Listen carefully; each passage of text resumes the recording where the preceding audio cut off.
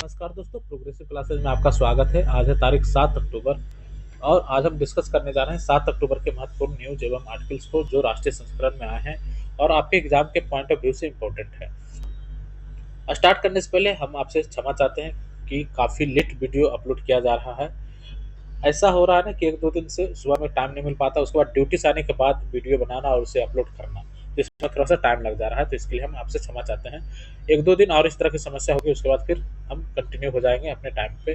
11:30-12 बजे के आसपास जो है हम उस हिसाब से वीडियो को अपलोड कर लेंगे। ठीक है, तो देखते हैं इसमें पहला जो हमारे पास न्यूज़ है कि अभी देखिए साइबर ठगी का केस बहुत ज़्यादा आ रहा है और ऐसा माना जा रहा है कि 1 करोड़ जो कॉल हैं वो विदेशों से आ रही है।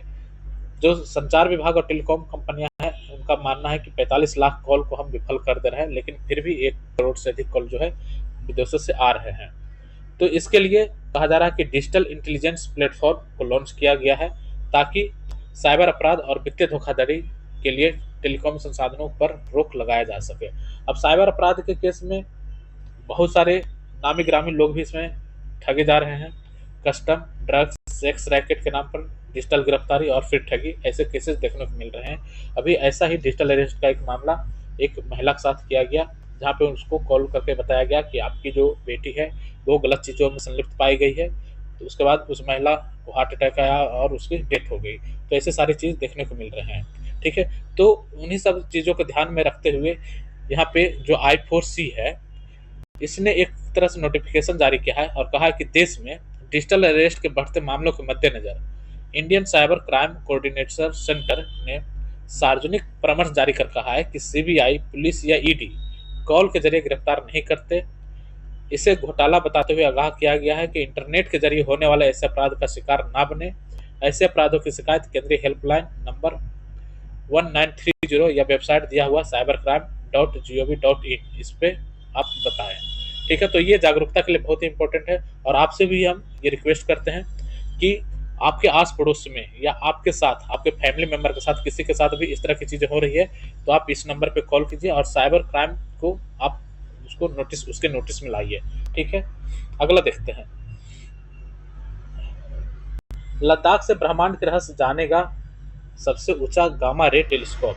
तो देखिए, परमाणु ऊर्जा विभाग जो है पूर्वी लद्दाख के हनाले में एक टेलीस्कोप स्थापित किया है जो तारों के जन्म और मृत्यु जैसे खगोलीय घटनाओं को ट्रैक कर पाएगा।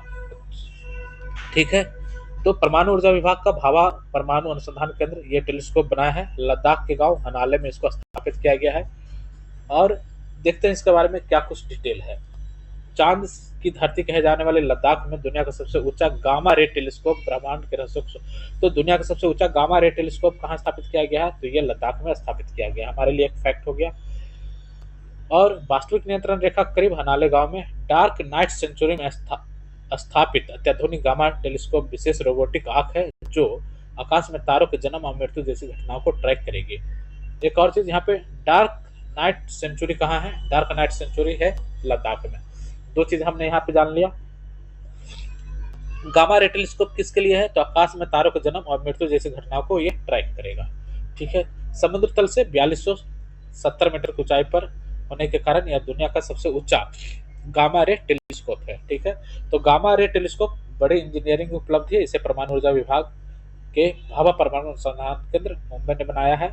यह टेलीस्कोप बाहरी अंतरिक्ष के बारे में ज्ञान बढ़ाएगा। ठीक है, आगे देखते हैं। जो हनाले गामा रे है, इसके बारे में कहा जा रहा है कि यह खगोलविदों के लिए स्वर्ग है। इस क्षेत्र में आकाश का स्वरूप और न्यूनतम प्रकाश प्रदूषण ब्रह्मांड का अध्ययन करने के लिए उपयुक्त है। यहाँ और टेलीस्कोप लगाने की योजना है। ठीक है, इसके अलावा क्या है? मेजर एटमॉस्फेरिक चेरनोकोव एक्सपेरिमेंट का उद्देश्य ब्रह्मांड की कुछ महत्वपूर्ण घटनाओं की जांच करना है। इसमें तारों के जीवन चक्र, सुपरमैसिव ब्लैक होल आदि मुख्य है। तो इसके साथ ही डार्क मैटर की खोज में यह काफी मददगार साबित होगा। टेलीस्कोप का रिफ्लेक्टर, ये कुछ साइज वगैरह दिया हुआ हमारे लिए इम्पोर्टेंट नहीं है। ठीक है, ये हमारा हो गया। अब देखते हैं इसके अलावा क्या इसमें न्यूज है कि एस्ट्रो टूरिज्म का प्रमुख केंद्र बन जाएगा ये एस्ट्रो टूरिज्म, ये भी एक इम्पोर्टेंट चीज निकल कर आ गया। तो लद्दाख का हनाले गांव अब आगे समय में ये एस्ट्रो टूरिज्म का एक प्रमुख केंद्र बनने जा रहा है। यहाँ गामा रे टेलीस्कोप लगाया गया है। हनाले में देश के पहला नाइट स्काई सेंचुरी में स्थापित यह टेलीस्कोप लद्दाख को एस्ट्रो टूरिज्म में विश्व का प्रमुख केंद्र बनाएगा। तो हनाले ऑप्टिकल, इंफ्रारेड और गामा रे टेलीस्कोप के लिए दुनिया की सबसे ऊंची जगह है। नाइट स्काई सेंचुरी को रोशनी में होने वाले अवांछित प्रदूषण से बचाने की दिशा में बहुत काम किया जा रहा है। ठीक है, तो ये भी है, नाइट स्काई सेंचुरी को रोशनी से होने वाले वांछित प्रदूषण से बचाने के लिए भी दिशा में काम किया जा रहा है। तो इसमें बहुत सारे फैक्ट्स और इंटरेस्टिंग चीज हमें जानने को मिला। ठीक है, अगला देखते हैं।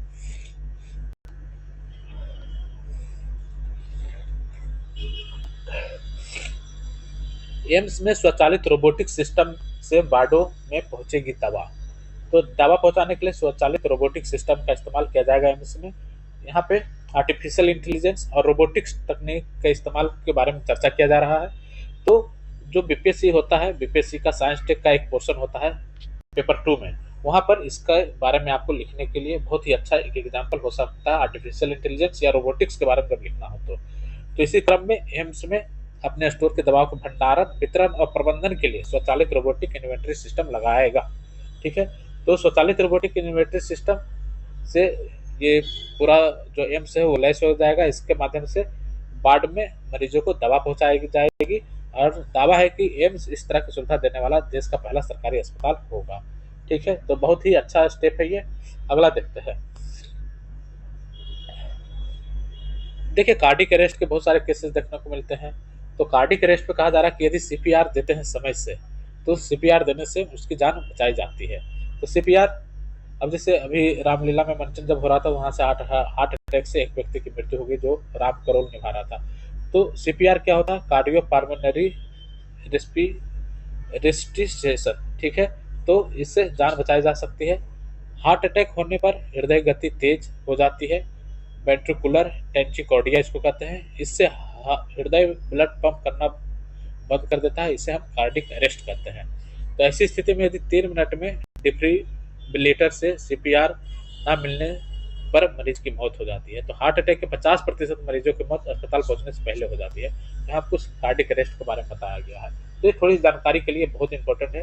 कार्डिक अरेस्ट किसी को आ रहा, हार्ट अटैक का यदि किसी को लग रहा है तो उसमें सीपीआर, बेहोशी की स्थिति में आ गया, हार्ट अटैक का समस्या है, कार्डिक अरेस्ट है, तो उस समय सीपीआर देकर उसको उसकी जान बचाई जा सकती है। तो इस तरह की वीडियो भी बहुत सारे आते हैं जहाँ सीपीआर देकर लोगों की जान बचाई गई है। ठीक है, अगला देखते हैं। कहा जा रहा है यहाँ पर कि मोदी उन चुनिंदा नेताओं में है जो रूस और यूक्रेन से बातचीत में सक्षम है। तो ये तो सही है कि अभी जो है मोदी जी की यात्रा रशिया में भी हुआ और यूक्रेन यूक्रेन भी गए मोदी जी। तो दोनों ही राष्ट्रों के साथ इनका एक संबंध है, भारत का संबंध है। ठीक है, तो इसी के संदर्भ में यहाँ पे कहा जा रहा है। तो बदलते वैश्विक परिदृश्य में संयुक्त राष्ट्र की भूमिका पर पूछे गए सवाल पर जयशंकर ने कहा कि यह अब एक पुरानी कंपनी की तरह हो गई जो पूरी तरह से बाजार के साथ तालमेल नहीं बिठा पा रही है, बल्कि ये सिर्फ जगह घेर रही है। ये यूएन के ऊपर कितना बड़ा कटाक्ष इन्होंने किया है जयशंकर ने। शुरुआत में इसमें 50 देश थे, जो अब लगभग 4 गुना हो गए हैं। जब आप समय से पीछे होते हैं और दुनिया में स्टार्टअप और नवाचार होते हैं तो आपको समय के अनुसार खुद को ढालना चाहिए। उन्होंने कहा कि दुनिया में 2 बड़े टकराव चल रहे हैं, उनको लेकर संयुक्त राष्ट्र कहाँ है, एक मुख्य दर्शक से ज्यादा कुछ नहीं है। उन्होंने भारत, पश्चिम एशिया, यूरोप आर्थिक गलियारा, वैश्विक साझा हितों की देखभाल के लिए हिंद प्रशांत क्षेत्र में क्वाड, अंतर्राष्ट्रीय सौर गठबंधन जैसे संपर्क पहलों का उदाहरण देते हुए कहा कि ये सभी निकाय संयुक्त राष्ट्र के ढांचे से बाहर हैं। ग्लोबल साउथ पर उन्होंने कहा कि इसका अपना बड़ा महत्व है, इसमें हमें एक विश्वसनीय और मुखर सदस्य के रूप में देखा जाता है। तो जयशंकर ने आर्टिफिशियल इंटेलिजेंस अगली बड़ी चीज बनने जा रही है ऐसा भी कहा, और देश को इसके बाद के प्रभाव से निपटने के लिए तैयार रहना चाहिए। एआई वैश्विक परिस्थिति तंत्र में भी अहम कारक बनने जा रहा है। एआई परमाणु हथियार जितना ही खतरनाक हो सकता है। बहुत बढ़िया यहाँ पे दिया है कि एआई जो है परमाणु हथियार जितना खतरनाक भी हो सकता है। मैंने कहा तो कौटिल्य आर्थिक सम्मेलन हो रहा था, उसी में जयशंकर जो है ये सारी बातों को वहाँ पे उन्होंने रखा। ठीक है, तो यहाँ पे बहुत सारी चीजें देखने को मिली कि वैश्विक परिदृश्य में संयुक्त राष्ट्र की जो भूमिका है और इसके ऊपर किस तरह का कटाक्ष किया गया कि संयुक्त राष्ट्र जो है पुरानी कंपनी की तरह हो गया है, जो पूरी तरह से बाजार के साथ तालमेल नहीं बिठा पा रहा है, बल्कि यह जगह छींक रहा है। ठीक है, तो और एक और चीज कहा गया कि जो उस समय जब बना था तो उसमें 50 देश थे, अब लगभग इसमें 4 गुना देश हो गए हैं और जब आप समय से पीछे होते हैं तो दुनिया में स्टार्टअप और नवाचार होते हैं, तो आपको समय के अनुसार खुद को ढालना चाहिए। यूएन में सुधार को लेकर के ये सारी चीजें कही गई है। ठीक है, अगला देखते हैं। जयशंकर से म्यूजियम मिली है द्विपक्षीय संबंध प्रगाढ़ करने की प्रतिबद्धता। तो देखते हैं, मालदीव के राष्ट्रपति मोहम्मद मिर्जी आए हुए हैं भारत में। मालदीव की प्रथम महिला साजिदा मोहम्मद, ये दोनों द्विपक्षीय यात्रा पर भारत आए हैं। और इस दौरान विदेश मंत्री एस जयशंकर से म्यूजी ने मुलाकात की। तो देखते हैं इसमें और क्या क्या डेवलपमेंट होता है।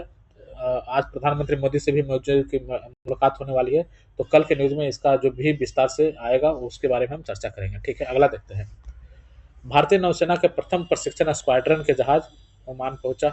ठीक है, तो इसमें कुछ खास नहीं है। भारतीय नौसेना के प्रथम प्रशिक्षण स्क्वाड्रन है 1TS के जहाज तीर सरदुल और तटरक्षक जहाज वीरा लंबी दूरी की प्रशिक्षण तैनाती पर ओमान की राजधानी मस्कट पहुंचा। तो क्या नाम है, तीर सरदुल और वीरा, ये ओमान पहुंचा है बस। ठीक है, अगला देखते हैं। 4 दशकों में अधिकारों के प्रति 2/3 उपभोक्ता भी नहीं जाग पाए। देखिए, उपभोक्ता अधिकार को लेकर यहाँ पे बात कही जा रही है। उपभोक्ता संरक्षण का जो देखिए अधिकार है, उसके लिए 1986 में कानून बनाया गया और उन्हें जगाने का निरंतर प्रयास तब से किया जा रहा है। लेकिन उपभोक्ता सोए हुए हैं, वहीं मुनाफे के लिए नए छल प्रपंच अपनाए जा रहे हैं। तो केंद्रीय उपभोक्ता मंत्रालय का दावा है कि उपभोक्ता विवाद निवारण आयोग के पास जो मामले आते हैं उन पर गंभीरता से अमल करते हुए समाधान दिया जाता है। हालांकि बड़ा सवाल यह है कि ऐसे मामले कितने हैं।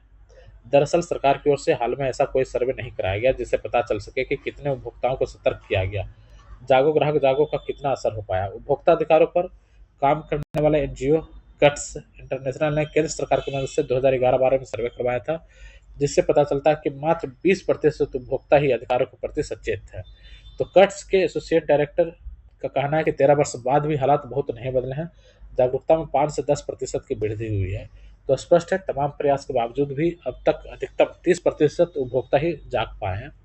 बाकी का पता नहीं कि किसी उत्पाद या सेवा की खरीदारी में उनके साथ ठगी होने पर वे क्या कर सकते हैं। तो आधे से ज़्यादा लोग मन मसोर कर खुद बाजार के हवालात पर छोड़ देते हैं कि यह प्रणाली सुधरने वाली नहीं है। 90% लोग तो शिकायत ही नहीं करते। तो ये चीज़ है। शिक्षित ग्रामीणों को भी नहीं पता कि खराब उत्पाद की शिकायत कहाँ करनी चाहिए। ठीक है, ये भी चीज़ है। अगला 18 से 20% उपभोक्ताओं को ही संतोषजनक समाधान मिल पाता है। तो ये कुछ डाटा है जिसके बारे में यहाँ पे चर्चा की गई है। बिहार में नए मूल्य में थमाई गई पुरानी कार एजेंसी को देना होगा दोगुना जुर्माना। तो यही उपभोक्ता अधिकार को लेकर ही यहाँ पे कहा गया है कि पैसा लिया गया नए कार का और पुरानी थमाई गई पुरानी कार। ठीक है, तो इस तरह की चीज़ें चल रही है। तो उपभोक्ता अधिकार संरक्षण अधिनियम आ गया था 1986 में, लेकिन तब से लेकर अभी तक कुछ ज़्यादा परिवर्तन देखने को नहीं मिला है। अगला देखते हैं। मानवता के उज्जवल भविष्य के लिए वैश्विक शांति आवश्यक है, मोदी जी कह रहे हैं। सामूहिक प्रयास की सफलता राष्ट्रों के बीच सहयोग पर निर्भर है। शांति के लिए भारत की ऐतिहासिक प्रतिबद्धता को रेखांकित किया है यहाँ पर। ठीक है, ये बार बार वही चीज कि जो भारत की धरती है वो महात्मा गांधी और भगवान बुद्ध की धरती है और उससे भारत प्रेरणा लेता है। ये मूल्य आज भी अत्यधिक प्रासंगिक है। प्रधानमंत्री ने नए संघर्षों में वृद्धि को स्वीकार किया जो राष्ट्रों की सामाजिक आर्थिक स्थिरता को खतरे में डालते हैं। साथ ही इन चुनौतियों का सामना केवल समन्वित वैश्विक कार्रवाई व लोगों के बीच आपसी जुड़ाव के जरिए ही प्रभावी ढंग से किया जा सकता है। भारत एक one earth one family one future के दर्शन से प्रेरित होकर वैश्विक शांति एकता और भाईचारे को बढ़ाने के लिए समर्पित है। इस मानव केंद्रित दृष्टिकोण का उद्देश्य भावी पीढ़ियों के लिए एक शांतिपूर्ण दुनिया का निर्माण करना है। ठीक है, अगला देखते हैं।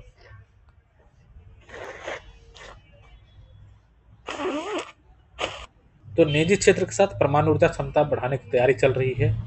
पहली बार सरकारी कंपनी भारतीय परमाणु ऊर्जा निगम प्राइवेट कंपनियों के लिए 220 मेगावाट क्षमता के छोटे परमाणु संयंत्रों का संचालन करेगी।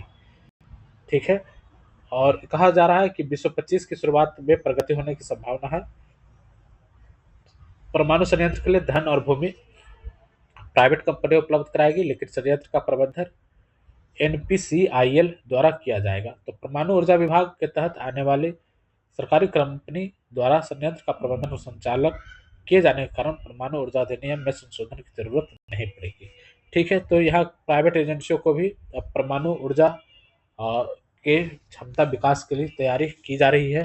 भारत जो है भारी जल रिएक्टर जो होते हैं PHLR PWR pressurised heavy water reactor. इसमें एक तरह से भारत को महारत हासिल है और इसका इस्तेमाल छोटे रिएक्टरों के निर्माण के लिए किया जाएगा। विदेशी कंपनियों के साथ मिलकर छोटे मॉड्यूलर रिएक्टर बनाने की लागत प्रति मेगावाट 100 करोड़ रुपये प्रति मेगावाट हो सकता है। हालांकि PWHR तकनीक से इसे 16 करोड़ रुपये प्रति मेगावाट की दर से बनाया जा सकता है। तो NPCIL द्वारा इस समय 24 परमाणु ऊर्जा संयंत्रों का संचालन किया जाता है, जिनमें से 18 दबाव युक्त भारी जल रिएक्टर है। भारत ने 7480 मेगावाट की परमाणु ऊर्जा क्षमता हासिल कर ली है, जिसके 2031 में बढ़कर 22,480 मेगावाट हो जाने की उम्मीद है। ठीक है, तो भारत का अभी परमाणु ऊर्जा क्षमता कितना है? 7480 मेगावाट, जो 2030 तक तिगुना हो जाएगा, लगभग 22,000 के आसपास पहुंच जाएगा। ठीक है, ये हमारा परमाणु ऊर्जा क्षमता है। तो हमने देख लिया कि परमाणु ऊर्जा निगम जो है NPCIL प्राइवेट कंपनियों के लिए 220 मेगावाट क्षमता का छोटे छोटा परमाणु संयंत्र संचालित करेगी और प्राइवेट कंपनी को जमीन और धन लगाना होगा। बाकी जो प्रबंधन का काम वगैरह है सब NPCIL द्वारा किया जाएगा। तो बहुत ही अच्छा स्टेप है, परमाणु ऊर्जा क्षमता बढ़ाने के लिए निजी कंपनियों को इस तरह से शामिल किया जा रहा है। ठीक है, अगला देखते हैं। साइबर ठगी को लेकर ही है कि मौजूदा जो कानून है अपर्याप्त है और कड़ा कानून लाने की जरूरत है। ठीक है, तो ऊपर में हमने चर्चा किया है और आगरा में जैसे जो शिक्षिका की मौत हुई थी, उस घटना ने सभी को झकझोर दिया है और साइबर जो गिरफ्तारी है और डिजिटल अरेस्ट जो है जिसको हम बोल रहे हैं, ये एक तरह से एक चर्चा का विषय बन चुका है और हर कोई इसके ऊपर चर्चा कर रहा है। ठीक है, तो साइबर ठगी की गंभीरता दर्शाते हैं। पहले लोगों को सिर्फ फोन, SMS, व्हाट्सएप और ईमेल पर लिंक भेजकर ठगी में फंसाया जाता था, लेकिन अब साइबर ठगों ने डिजिटल अरेस्ट का नया तरीका निकाला, जिसमें व्यक्ति अपने ही घर में वीडियो चैट पर हर समय कनेक्ट रहता है। उसे फर्जी पुलिस, फर्जी कोर्ट ऑर्डर के जरिए जेल भेजने का भय दिखाया जाता है और उससे पैसा ट्रांसफर करवाया जाता है। तो डिजिटल अरेस्ट यही है कि अपने घर में ही वीडियो चैट के माध्यम से वो कनेक्ट रहेगा और फर्जी पुलिस, फर्जी कोर्ट ऑर्डर आदि का भय दिखा के उससे पैसा वसूला जाएगा। तो ऐसे साइबर अपराधों से निपटने के लिए मौजूदा कानून की क्षमता पर साइबर क्राइम कानूनों का विशेषज्ञ जो है कहते हैं कि इनसे निपटने के लिए जो मौजूदा कानून है वो पर्याप्त नहीं है। अभी अपराध जमानती है और सजा हल्की है, जिससे अपराधियों में भय पैदा नहीं होता है। तो मौजूदा IT एक्ट में 3 वर्ष तक की सजा व 5 लाख जुर्माना है। अब देखिए 3 वर्ष की सजा, 5 लाख जुर्माना, वो भी साबित होने के बाद, तो काफी हल्का ये एक तरह से कानून है। तो भारतीय न्याय संहिता में कुछ उपबंध जोड़े गए हैं, उसमें इलेक्ट्रॉनिक धोखाधड़ी में 7 वर्ष तक की सजा है। तो सजा की मात्रा पर्याप्त नहीं है और कहा जाता है कि भारत साइबर क्राइम का प्रयोगशाला बन गया है। आर्टिफिशियल इंटेलिजेंस का भी अपराध में इस्तेमाल हो रहा है। ऐसे में साइबर अपराध से निपटने के लिए एक समग्र रणनीति और अलग से कड़ा कानून लाने की जरूरत है, जिसमें कड़ी सजा के साथ तय समय में केस निपटारे की व्यवस्था हो। अभी साइबर अपराध में सजा की दर 1% से भी कम है। अभी साइबर अपराध में सजा की दर 1% से भी कम है। तो मौजूदा कानून में डिटरेंस एलिमेंट नहीं है। यह संदेश जाना जरूरी है कि सजा मिलेगी। अगर अलग कानून ना बनाया जाए तो मौजूदा कानून में प्रभावी संशोधन किया जाना चाहिए। कानून कड़ा बनाने के साथ ही सर्विस प्रोवाइडर को भी जिम्मेदार बनाना होगा, तभी इस पर लगाम लगेगी। ठीक है, तो सर्विस प्रोवाइडर को भी जिम्मेदार बनाने की जरूरत है, तब इस पर लगाम लगेगी। ठीक है, तो ये बहुत ही अच्छा यहाँ पे सजेशन कुछ दिए गए हैं साइबर अपराध को लेकर के। अगला देखते हैं। देखिए, देश का पहला जिम्नोस्पर्म पार्क ये उत्तराखंड के राडी टाप में बनाया गया है, जिम्नोस्पर्म पार्क। ठीक है, तो नग्न बीज वाले जो पौधे होते हैं उसको जिम्नोस्पर्म कहा जाता है, जैसे साबूदाना। तो वन अनुसंधान शाखा के प्रबंधक के अनुसार उत्तराखंड में जिम्नोस्पर्म की लगभग 16 प्रजाति मिलती है। जिम्नोस्पर्म नग्न बीज वाले पौधे होते हैं और ये महत्वपूर्ण वनस्पति समूह है। पौधों के विकास के इतिहास में ये पौधे दूसरे चरण से संबंधित है, जो वन जीव और मनुष्य दोनों के लिए भोजन का एक अच्छा स्रोत है। चीन और जापान में इन पौधों से कई प्रकार की औषधियां बनाई जाती है। तो ये जो पार्क है जिम्नोस्पर्म पार्क, ये कहाँ बन रहा है? उत्तराखंड में। और यहाँ पर जुरेसिक युग का दुर्लभ पौधा भी पार्क में है। ठीक है, इसमें जापानी देवदार है, ब्लू पाइन है, साइप्रस है, सोमलता है, सागोपाम है, चिलगोजा है, ऐसे बहुत सारे यहाँ पे पौधे भी हैं। ठीक है, इसमें और देखते हैं क्या है। उत्तरकाशी के राडी टाप के पास 7500 फीट की ऊंचाई पर बन रहे पार्क का 90% कार्य पूर्ण और 1 हेक्टेयर क्षेत्रफल में फैले इस पार्क में रोपित की गई जिम्नोस्पर्म पौधे की 25 प्रजातियां। ठीक है, तो बहुत ही अच्छा है ये। यमुनोत्री हाईवे पर सिलक्यारा सुरंग में हुए भूस्खलन के बाद बौखनाग देवता मंदिर के कारण चर्चा में आए रानी टाप के पास देश का पहला जिम्नोस्पर्म पार्क तैयार होने वाला है। इससे इको टूरिज्म को बढ़ावा मिलेगा और इस तरह का जो है वन विभाग अनुसंधान शाखा तैयार कर रही है, जिसका 90% से अधिक कार्य पूरा हो चुका है। तो ठीक है, इसमें बहुत है, बहुत हमने डिस्कस कर लिया इसके बारे में। अब देखते हैं सिल्क सिटी की अंजना ने देश विदेश को किया मंजूषा का नव जागरण। ये बिहार से संबंधित है। सिल्क सिटी जैसे ही बोलेंगे तो भागलपुर का नाम याद आएगा। तो भागलपुर को सिल्क सिटी कहा जाता है और अंग प्रदेश का ये कला है। मुगलों के आक्रमण के बाद इस कला पर अघोषित विराम लग गया, लेकिन मंजूषा चित्रकला को सहेजने में नई पीढ़ी तन मन से एक तरह से काम कर रही है। यहाँ पे अंजना का नाम दिया जा रहा है। ठीक है, तो मंजूषा चित्रकला की मांग अब अमेरिका, ब्रिटेन, रूस, रोमानिया सब जगह हो रही है। कोलकाता, मुंबई के व्यापारी मंजूषा से सजे उत्पाद खरीदकर दुनिया के कई देशों में भेजते हैं। अयोध्या में जो मर्यादा पुरुषोत्तम श्री राम के मंदिर का शुभारंभ पर ऑनलाइन अंतर्राष्ट्रीय रामकथा मेला प्रदर्शनी में स्वदेश संस्थान द्वारा इनको पुरस्कृत भी किया जा चुका है। तो ठीक है, ये एक स्टार्टअप कह सकते हैं कि कैसे एक कला जो है किसी एक कला जो है, कला की जो पीढ़ी है वो किस तरह से किसी देश विदेश में किसी उत्पाद को किस तरह से प्रोत्साहित करता है और उसका किस तरह से प्रचार होता है। तो इसी को कहा जाता है लोकल टू वोकल। ये कला लोकल थी, लेकिन अब ये ग्लोबल हो चुका है। ठीक है, ये क्या हो गया, ग्लोबल हो चुका है, local to global and vocal for local. इसका एक बहुत ही अच्छा एग्जाम्पल है और इसका एक तरह से चित्रितार्थ कर रही है कौन, अंजना। ठीक है, तो ठीक है, बस इसमें आगे देखते हैं।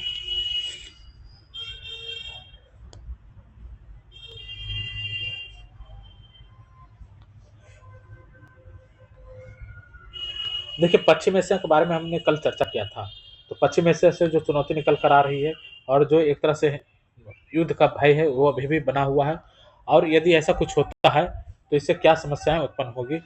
तो ऊर्जा के लिए पश्चिम एशिया पर निर्भर है भारत। तो रूस से कच्चे तेल का आयात बढ़ने के बावजूद भारत कच्चे तेल और गैस निर्यात के लिए पश्चिम एशिया पर निर्भर है। आंकड़े दिखाते हैं कि लगातार 5-6 माह तक वृद्धि के बाद अगस्त में भी भारत का रूस से तेल आयात करीब 36% गिरा है। तो जुलाई में भारत के तेल आयात में रूसी तेल की हिस्सेदारी 44% थी। तो भारत के अगस्त के तेल आयात में पश्चिम एशिया एशिया के तेल की हिस्सेदारी बढ़कर 44.6% हो गई। तो देखिए, अभी जो पश्चिम एशिया है हिस्सेदारी रसिया से ज़्यादा हो गया, 44.6%। तो जुलाई में पश्चिम एशिया के तेल की हिस्सेदारी 40% थी। इराक, सऊदी अरब, यूएई और कुवैत पश्चिम एशिया में भारत के लिए प्रमुख तेल आपूर्तिकर्ता देश हैं। ठीक है, कतर से आती है जरूरत की आधी रसोई गैस। जरूरत से आधा रसोई गैस कहाँ से आता है, कतर से आता है। तो भारत ने गैस आयात को समझौता अगले 20 वर्ष बढ़ाने के लिए फरवरी में कतर के साथ $78 अरब का समझौता भी किया है।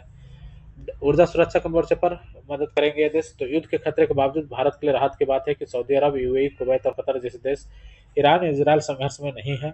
न ही इस बात की संभावना है कि ये देश किसी पक्ष में सीधे संघर्ष में उतरेंगे। ऐसे में भारत की ऊर्जा सुरक्षा के लिए खतरा पैदा होने की संभावना कम है, लेकिन उसका असर भारत पर जरूर पड़ेगा। भारत लाल सागर के जरिए रूस से तेल आयात करता है। ऐसे में ईरान और इजरायल के बीच यदि जंग शुरू होता है तो तेल के टैंकर को हमले से बचाने के लिए केप ऑफ गुड होप का रूट लेना होगा।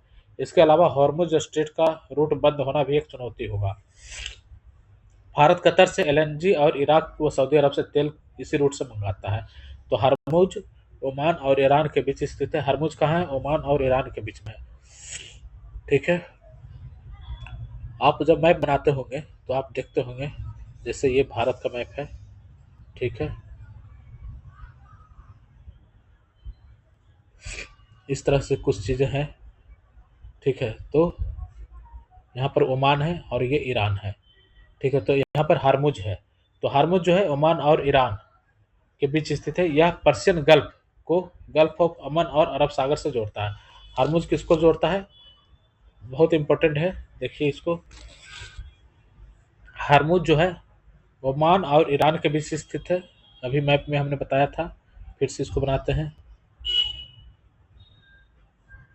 ठीक है, तो ओमान और ईरान के बीच स्थित है। यह पर्शियन गल्फ को गल्फ ऑफ अमन और अरब सागर से जोड़ता है।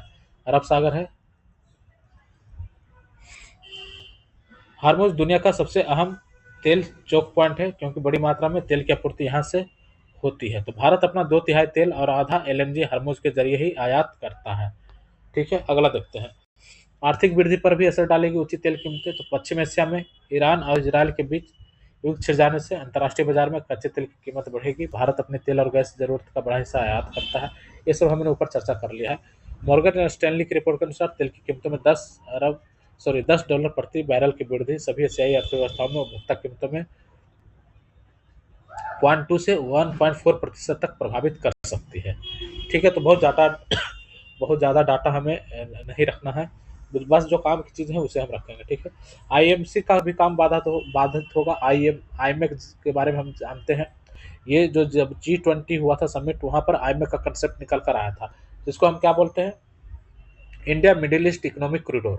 तो इंडिया, पश्चिम एशिया, यूरोप गलियारा आईएमएक जिसको बोलते हैं, पर काम शुरू होने में देरी हो सकती है।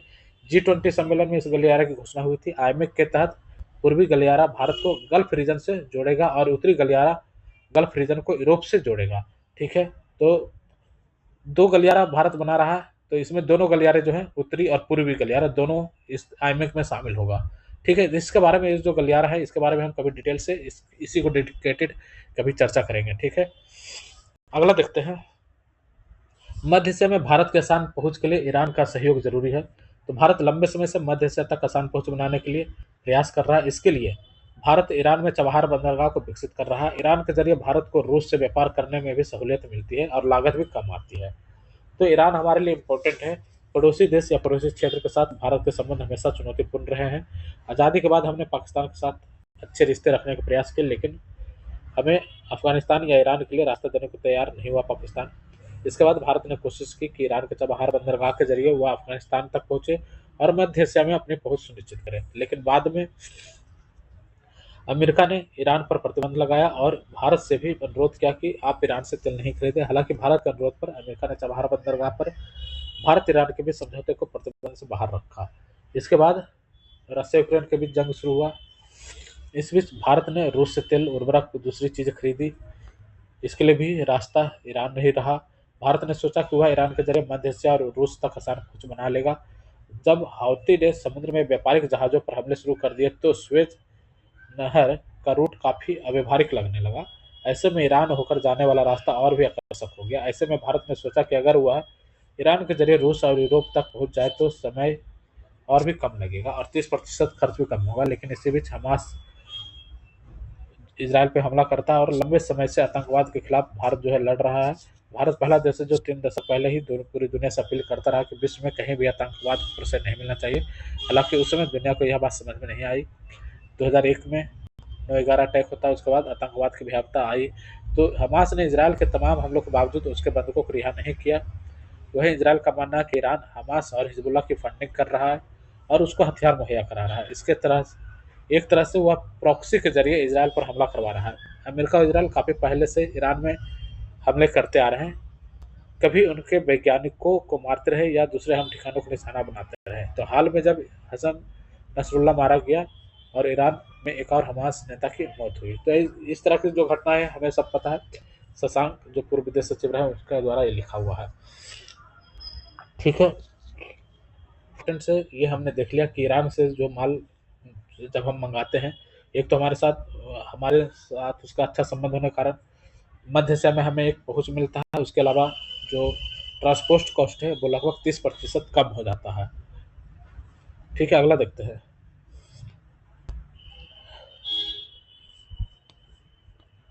ये हृदय नारायण दीक्षित का यहाँ पे लेख है, अपना घर देखे अमेरिका। अब देखिए, अमेरिका खुद अपनी समाज व्यवस्था दुरुस्त करने में विफल है, लेकिन उसकी संस्थाएं धार्मिक स्वतंत्रता के मामले में भारत को उपदेश देती है। तो अमेरिकी संस्था United nation commission for international religious freedom की हाल में एक रिपोर्ट आई है। इसमें भारत की धार्मिक स्वतंत्रता की स्थिति का आलोचना की गई। रिपोर्ट में नफरती भाषण, तथ्यहीन सूचना और सरकारी अधिकारियों पर धार्मिक अल्पसंख्यकों के खिलाफ उकसाने का उल्लेख है। संस्था ने कई मनगढ़ंत तरीके से भारत में धार्मिक स्वतंत्रता की स्थिति को खराब बताया। भारत ने उचित ही अमेरिकी रिपोर्ट पर प्रतिक्रिया दी और पक्षपातपूर्ण राजनीतिक एजेंडे चलाने के बजाय इस संगठन को मानवाधिकार के मुद्दे पर ध्यान देना चाहिए, ऐसा भारत ने कहा। अनुच्छेद 19 के अंतर्गत भारत में विचार प्रकट करने की आज़ादी है। इसी तरह से धार्मिक स्वतंत्रता का भी अधिकार है 25 से 28 के बीच में। लेकिन अमेरिकी संस्था इन तथ्यों पर विचार नहीं करता। भारतीय संविधान में अल्पसंख्यकों के हित सुनिश्चित है और वे सभी क्षेत्रों में प्रतिष्ठित हैं। वे राष्ट्रपति जैसे पद पर भी रह चुके हैं, शीर्ष पद पर रह चुके हैं। रिपोर्ट में भारत के कुछ कानूनों को धार्मिक भेदभाव बढ़ाने वाला बताया गया, जैसे मतांतरण, हिजाब, गौ हत्या, नागरिकता संबंधी कानून, और अल्पसंख्यकों पर प्रतिकूल प्रभावकारी बताया है। तो विदेश मंत्री एस जयशंकर स्वाभाविक रूप से नाराजगी जाहिर किए और कहा कि अगर हम कुछ भी बोले तो बुरा मत मानना। विदेश मंत्रालय के प्रवक्ता ने कहा, अमेरिकी संस्था घटनाओं को तोड़ मरोड़ कर पेश करती है। उसे ऐसा एजेंडा चलाने के बजाय अमेरिकी मुद्दों पर ध्यान देना चाहिए। धार्मिक स्वतंत्रता के नाम पर भारतीय समाज को बदनाम करना ही उनका लक्ष्य है। भारत एक संप्रभु राष्ट्र है। परस्पर संप्रभुता का सम्मान सभी राष्ट्रों का कर्तव्य है। धार्मिक स्वतंत्रता पर 2004 में जारी एक रिपोर्ट में भी ऐसा ही कहा गया था। तो इस प्रकरण के मूल में अमेरिकी समाज की विश्व पर राज करने की महत्वाकांक्षा है। ऐसी अनेक संस्थाएं अमेरिका में हैं और जर्मनी में भी, यूके में भी, जो religious persecution and world watch report नाम से ऐसी रिपोर्ट तैयार होती है। इसके लिए हाउस ऑफ कॉमन्स से निर्देश मिलते हैं। भारत में कथित मॉब लिंचिंग की चर्चा भी अमेरिकी संस्था की हालिया रिपोर्ट में है। जबकि हिंसक भीड़ की ऐसी घटनाएं अमेरिका में भी घटित होती है।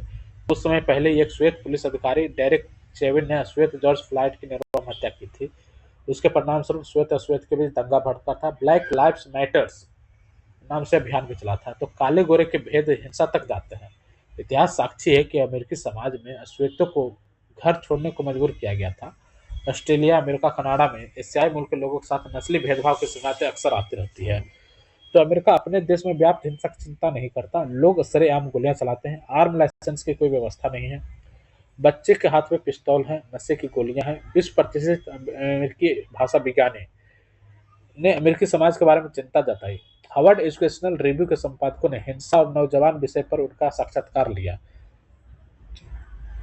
तो चोम्स्की ने कहा कि हिंसा के सहारे ही अमेरिकी पूंजीवाद का विकास हुआ है। ये कह रहे हैं कि हिंसा के सहारे अमेरिकी पूंजीवाद का विकास हुआ है।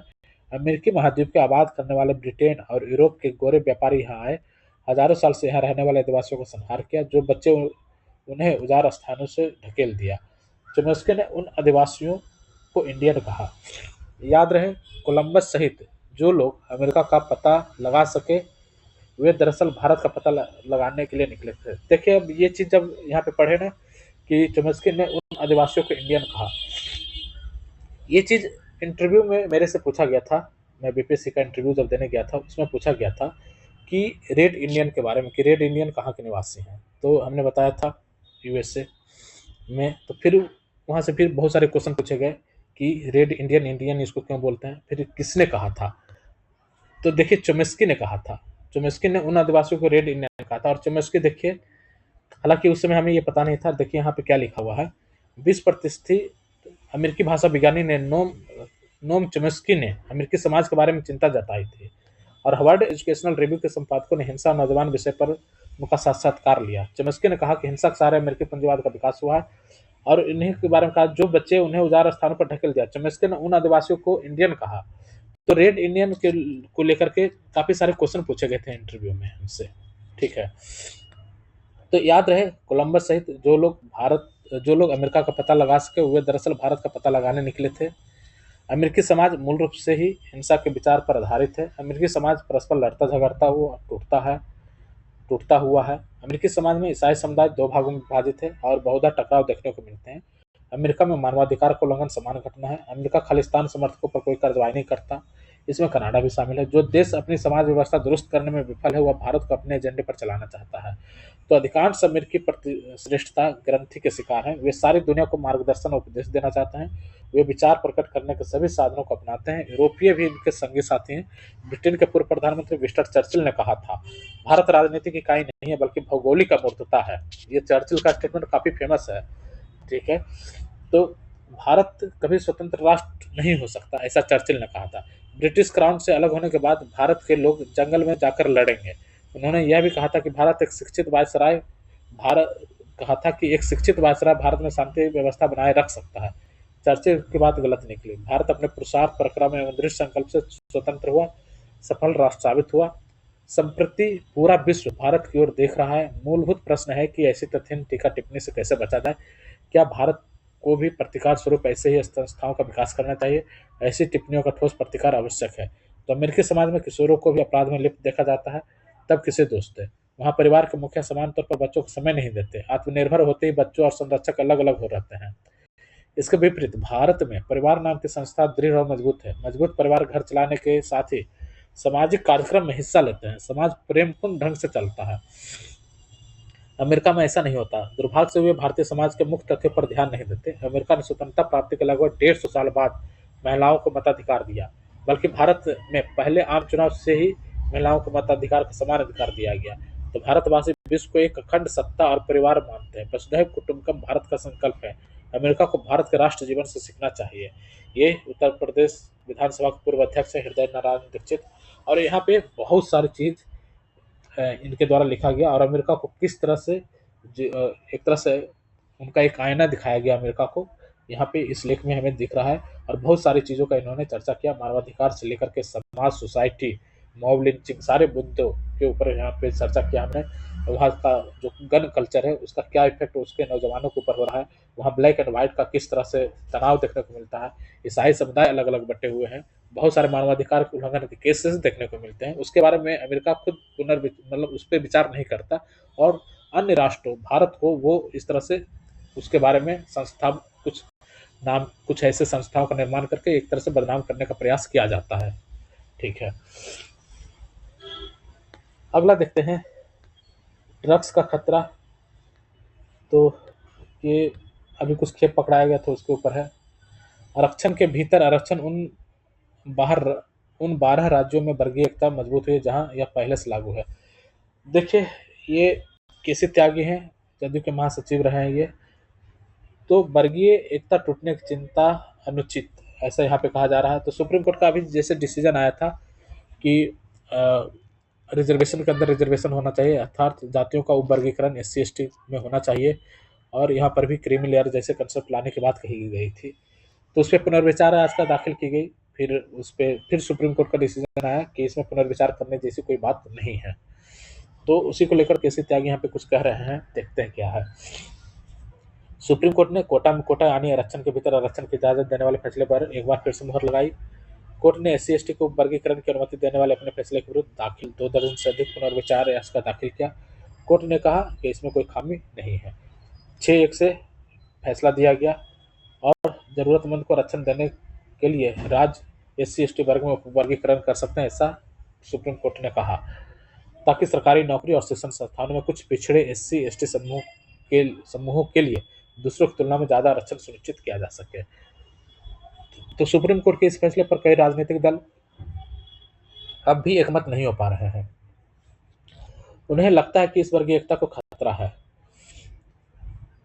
जिससे आरक्षण व्यवस्था कमजोर हो जाएगी। तो देखा जाए तो वर्गीय एकता टूटने की उनकी चिंता वास्तविकता को संदर्भित नहीं करता। यदि उपवर्गीकरण से वर्गीय एकता और चेतना को खतरा होता तो जिन 12 राज्यों में आरक्षण के उपवर्गीकरण की प्रक्रिया पहले से लागू है उनमें अब तक वर्गीय विभाजन दिखाई देता, जबकि आरक्षण के उपवर्गीकरण से उन 12 राज्यों में वर्गीय एकता मजबूत हुई है, न कि कमजोर हुई है। वर्गीकरण करने वाले प्रदेशों में उत्तर भारत और दक्षिण भारत दोनों राज्य शामिल हैं। उत्तर भारत में प्रमुखता से बिहार शामिल है, जिसमें सबसे पहले कर्पूरी ठाकुर ने वर्ष 1978 में उपवर्गीकरण के सिद्धांत को प्रतिपादित किया। वहीं उसी सशक्तिकरण की प्रक्रिया को नीतीश कुमार ने जमीन पर पहुंचाने का काम किया। तमिलनाडु ने उपवर्गीकरण के सिद्धांत को बेहतरी से लागू किया। अब यहाँ पे नीतीश कुमार का जो प्रयास है, ये महादलित वाला कंसेप्ट लेकर आए थे। उसी तरह से तमिलनाडु में भी उपवर्गीकरण के सिद्धांत को बेहतरी से लागू किया गया। तो इन राज्यों ने वंचितों को समान भागीदारी देने के मामले में बेहतर प्रदर्शन किया है।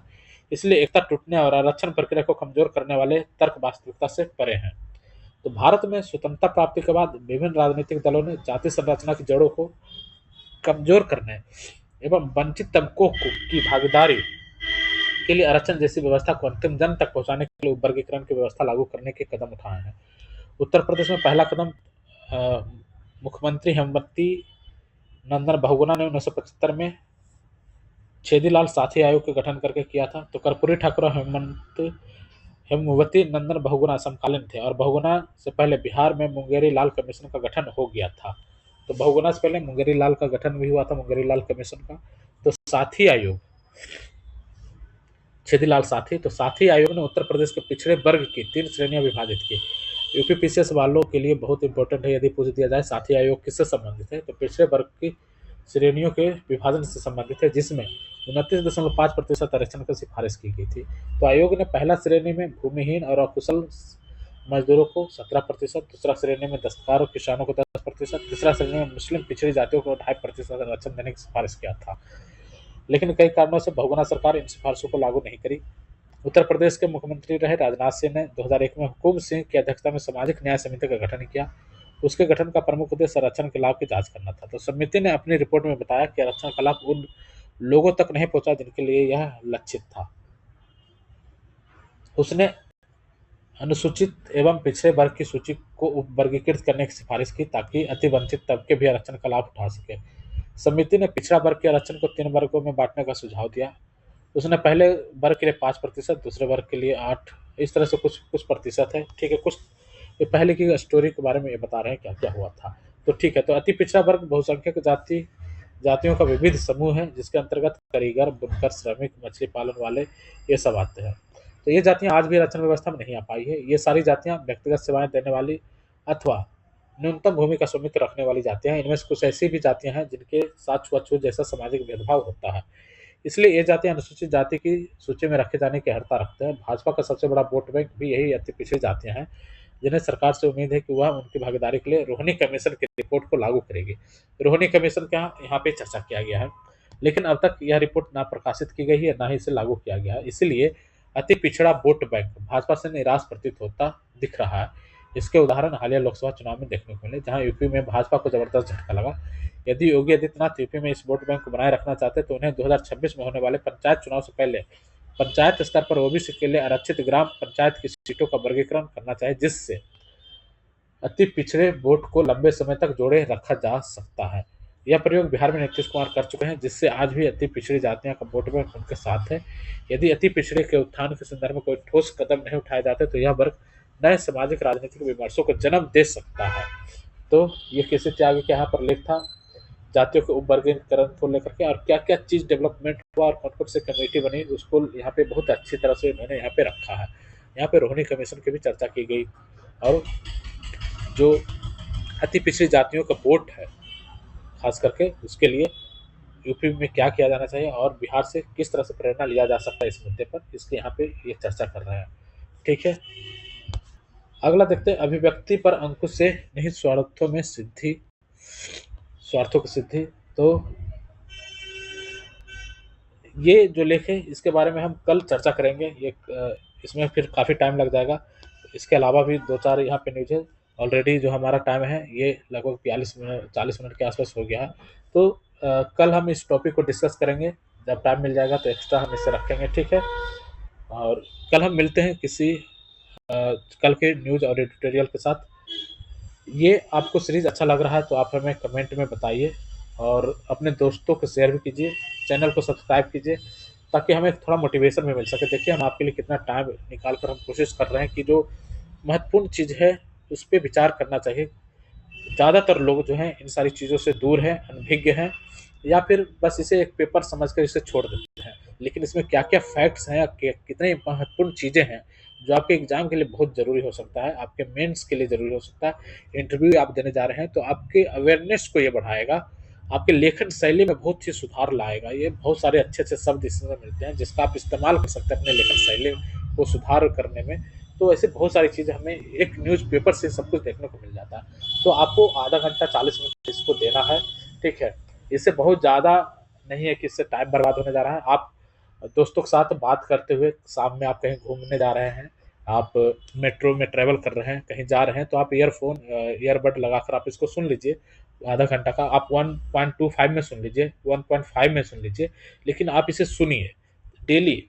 डेली न्यूज़ से अपडेट रहिए, डेली चीज़ें किस तरह से परिवर्तित हो रही है, कौन कौन से लेख आ रहे हैं, कितने सारे विचार हमें देखने सुनने को मिलते हैं।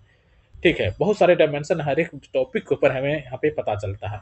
तो हमारे साथ जुड़े रहिए, और इस सीरीज़ को हम कोशिश करते हैं कि इस सीरीज़ को हम आगे बढ़ाएँ। बाकी आप बताइए, आपको अच्छा लग रहा है तो हम आगे बढ़ाएँगे, वरना हम यहाँ इसे हम यहीं पे स्टॉप भी कर देंगे, ठीक है? तो आप बताएँ please. Thank you very much.